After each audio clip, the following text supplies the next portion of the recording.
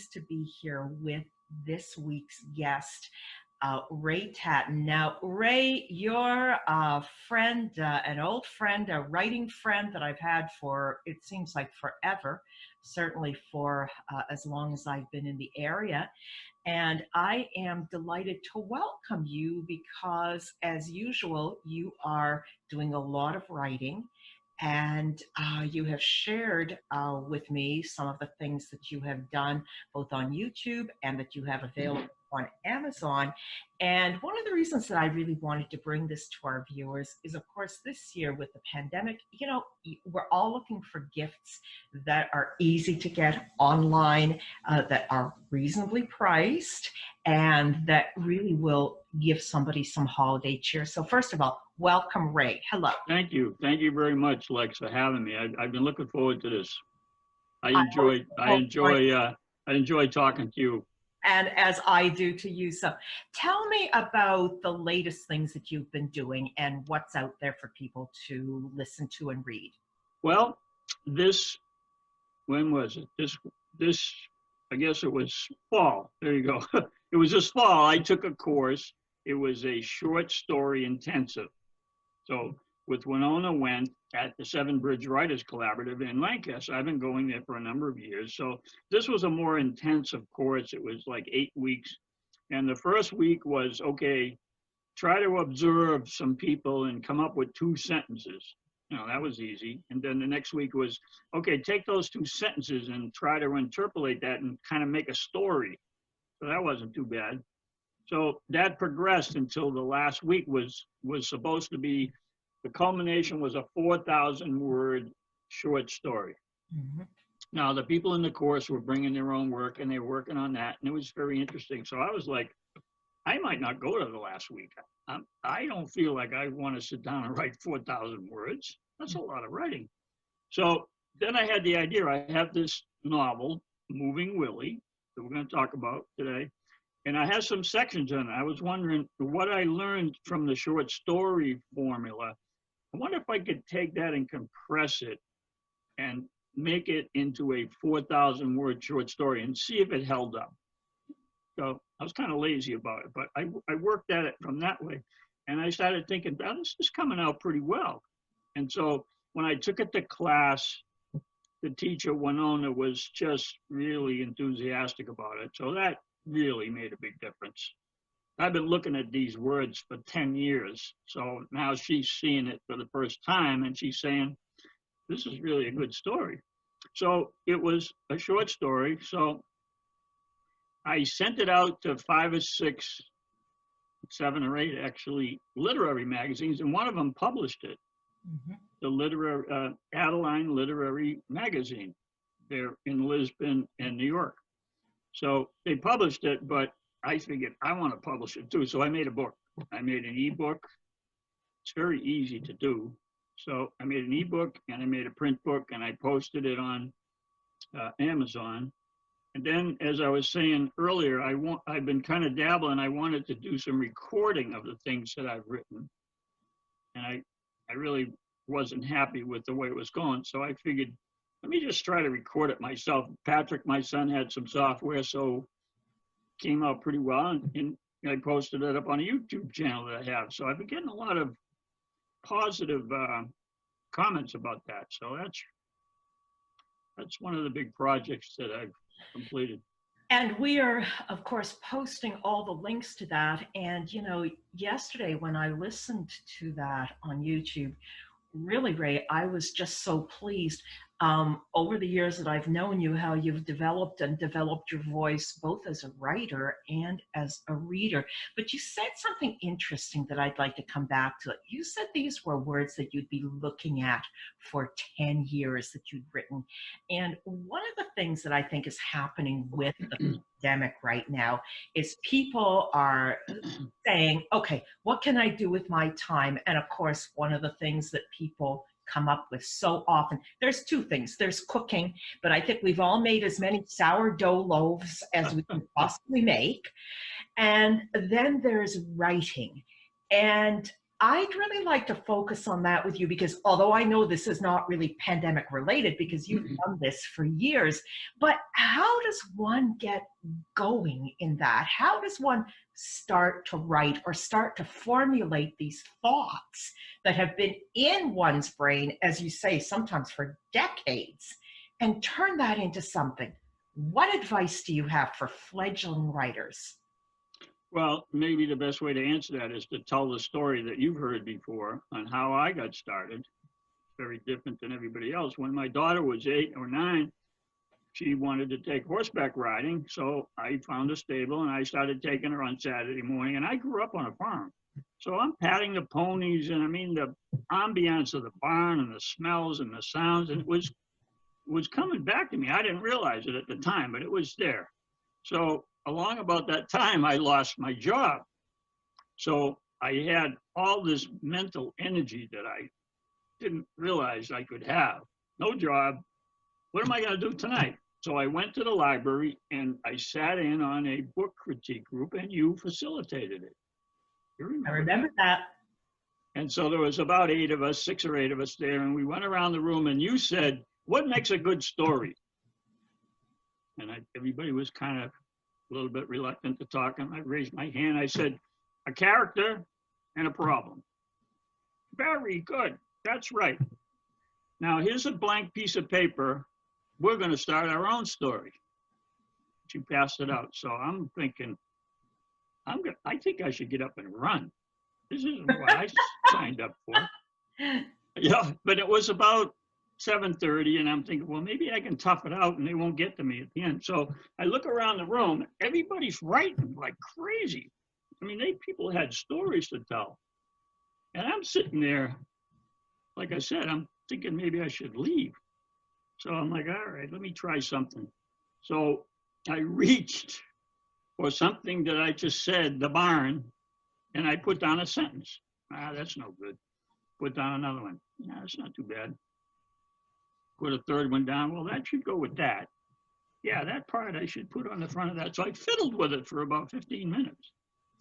And I came up with 3 whole sentences. Meanwhile, these people have a page and a half each person. So then you made it worse. You said, "Who would like to read?" I'm like, oh man, this is getting awful. So everybody went around the table, and I was looking at my 3 sentences trying to determine if I could even read it. It was so disjointed, but I had arrows and circles. I knew where everything went. But so I go, all right, it's probably about 5 minutes to 8. I guess I'm not going to be saved by the bell. So I read it, and I was looking down at the page, and I didn't look up when I finished, and everybody was quiet. So I snuck a peek at you, and your mouth was open, and you said, "Wow, that was really good." And the lady next to me said, yeah, come on, write some more. I want to hear what happens. So I came home and I told my wife the story, and she was so supportive. She actually saw an article in the Fitchburg paper for a weekend writing course at the Fitchburg Art Museum, which I signed up for. Sally Cragen, you may. Oh yeah, of course. And I just felt like this is really what I like doing this. I liked reading what I wrote. So that's how I got started, and yeah, I could go on, but that's how it all began. And you know, one of the things that when I've coached writers, that's always one of the things that I say, that one of the scariest things for a writer is that blank page or that blank screen, because you know it's all of a sudden very intimidating. Now I know that you've done a lot of work with Seven Bridge and in Lancaster.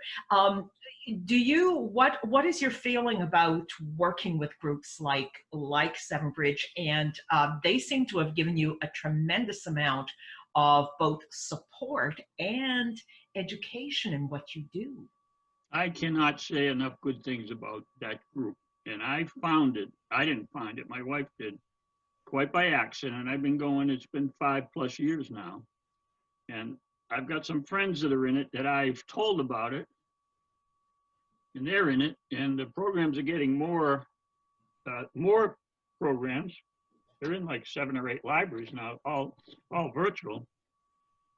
And they have writers come in to present their work, and then they have critique groups. I've been involved with the critique groups where you read a chapter of your novel and people cut it up in a good way.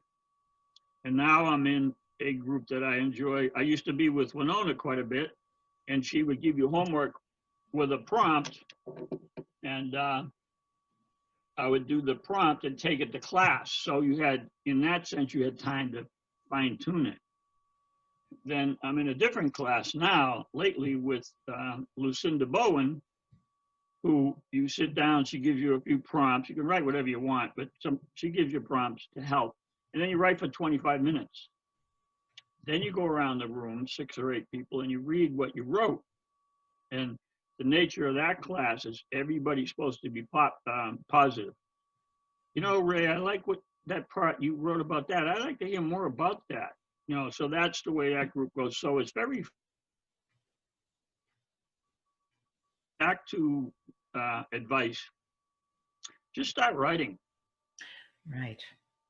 Doesn't have to be good. Yeah.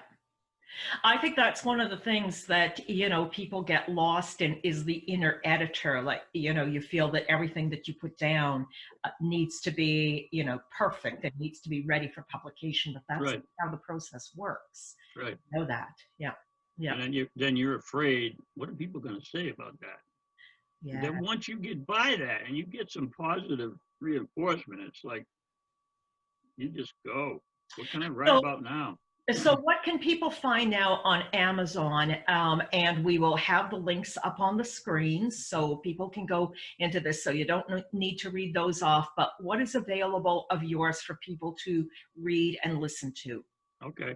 So based on the work I've done in these writing groups, I had a bunch of, I'll call them 300-word essays. Most of them were that length. So I assembled some of my favorites, some of which had been published, and I put them in a book, my first book. And I was like, I wonder if I could do that. And that's on Amazon. It's called And Another Thing. Mm-hmm. Just saying. I know it well. Mm-hmm. That's essays that I've just blurbed out there. Some of them I fine-tuned in class, others not so much. So I'm really surprised at the feedback I got on that, because I was doing it to just see if I could do it. Now, I was getting involved with KDP, which is an Amazon company, to self-publish. I was working my way through it, and it wasn't difficult at all. And then Linda made a nice cover for me, and came out good. I was real happy with it. So then I did the name of the short story I was talking about is Text Mostly. Mm-hmm. Now, that's all true story. That's a true story from when I was a kid. And I mentioned before we started this that I tried to get somebody to read it. Mm-hmm. You post it on ACX, is the name of the Amazon company, and then people bid on it, and they record what you put up. And so you say, oh, that sounds good. But nobody was even close to what I was looking for. So I said, I just might as well do it myself. Mm-hmm. But I know what the boy was feeling and how he would have reacted. And so it was fun. It was really fun. So that's up. And then back to the first night in the library. That was 10 years ago, pretty sure. Those 3 sentences. Right.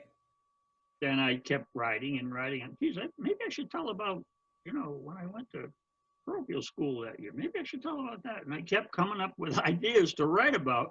And Linda came in. I used to sit in my chair with the papers there. And she came in one day and she goes, she goes, is that a manuscript? And I'm like, you know what? I think it is. Mm-hmm. So I've had that for a number of years. I've taken it to critique groups. I've improved it. I've moved chapters around. And finally, and this I don't think is pandemic related at all. I mean, a lot of people say pandemic makes you do things. I decided, well, maybe it did in some way. I decided that if I don't put that book up, mm-hmm. it's not going to get put up. Mm-hmm. I got to do it, or I have to leave it for someone else. That was the joke I made, but that's really the truth. So I focused on it. You know, I work full time, so it wasn't like before when I was out of work, I could focus on all this stuff.